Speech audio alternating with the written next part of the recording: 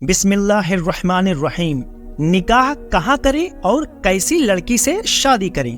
उम्मुल मोमिनीन हजरत आयशा सिद्दीका, हजरत अनस इब्ने मालिक, हजरत अब्दुल्लाह इब्ने उमर रजी अल्लाहु अन्हु से रिवायत है कि हुजूर अक़दस सल्लल्लाहु अलैहि वसल्लम ने इरशाद फरमाया कि अपनी शादी के लिए अच्छी जगह तलाश करो, मतलब अपनी बिरादरी में ब्याह करो कि औरतें अपने कुंबे के मुशाबिह बच्चे पैदा करती हैं। इस हदीस पाक से दो बातें मालूम हुई। एक तो ये कि शादी के लिए अच्छी जगह तलाश की जाए और दूसरा ये कि अपने कुंबे अपनी बिरादरी में निकाह करना बेहतर है। अपनी बिरादरी में निकाह करने के बहुत से फायदे हैं।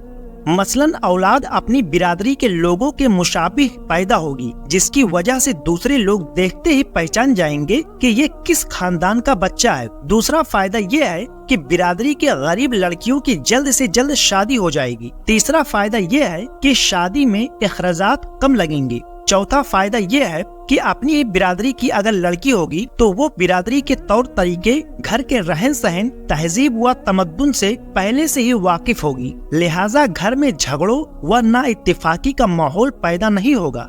पांचवा फायदा ये है कि बिरादरी की वो लड़कियां जो बहुत ज्यादा खूबसूरत नहीं है, उनकी भी शादी हो जाएगी। अक्सर देखा गया है कि लोग दूसरी बिरादरी से खूबसूरत लड़की तलाश करके ब्याह करके ले आते हैं, जबकि उनके कुंबे में लड़कियां कुंवारी रह जाती हैं। अगर अपनी बिरादरी में कोई नेक सीरत लड़का या लड़की ना हो, तब आप दूसरी बिरादरी में भी शादी कर सकते हैं।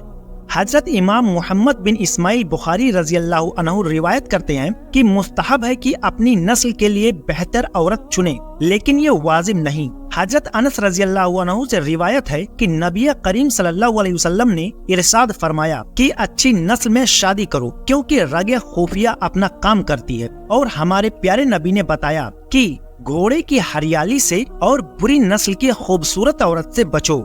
लड़की का खूबसूरत होना ही काफी नहीं, बल्कि खूबी तो ये है कि लड़की पर्दादार, नमाज रोजे के पाबंद हो, उसका खानदान तहजीब व तमद्दुन में, रहन सहन में दुरुस्त हो और बिलखुसूस उसका अकीदा सही हो। अगर आपने इन सब बातों का ख्याल रखते हुए निकाह किया तो आपकी दुनिया व आखिरत कामयाब है और आगे ऐसी ही लड़कियों के जरिए फर्मा बरदार मजहबी व दुनियावी खूबियों से बहरवार एक बेहतर नस्ल जन्म लेती है। चुनांचे सरकार दो आलम सल्लल्लाहु अलैहि वसल्लम ने हमें इन्हीं बातों का हुक्म दिया है।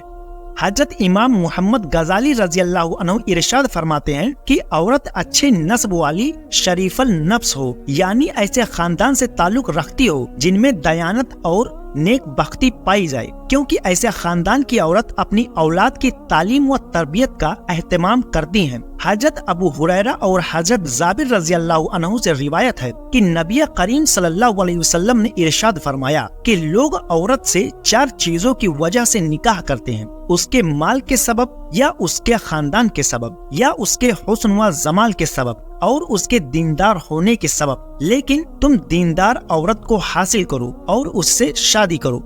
इस हदीस करीम से मालूम हुआ कि दीनदार औरत से निकाह करना अफजल है। दीनदार औरत शौहर की मददगार होती है और थोड़ी रोजी पर भी कनाअत कर लेती है। इसके उलट दीन से दूर औरतें ना शुक्री, ना फरमान और शौहर की शिकायत दूसरों के सामने बयान करने वाली होती हैं और गुनाह व मुसीबत में मुब्तिला कर देती हैं। आला हजरत इमाम अहमद रजा खान रजी अल्लाहु अन्हु फतावा रज़विया में फरमाते हैं कि दीनदार लोगों में शादी करें कि बच्चे पर नाना और मामू की आदतों और हरकतों का भी असर पड़ता है। प्यारे नबी का फरमान है कि औरतों से उनके हुस्न के सबब शादी न करो, हो सकता है कि उसका हुस्न तुम्हें तबाह कर दे, और न उनसे माल के सबब शादी करो, हो सकता है कि उनका माल तुम्हें गुनाहों में मुब्तिला कर दे, बल्कि दीन की वजह से निकाह किया करो। काली चपटी बदसूरत लौंडी अगर दीनदार हो तो बेहतर है, बजाय किसी बेदीनदार खूबसूरत लड़की की।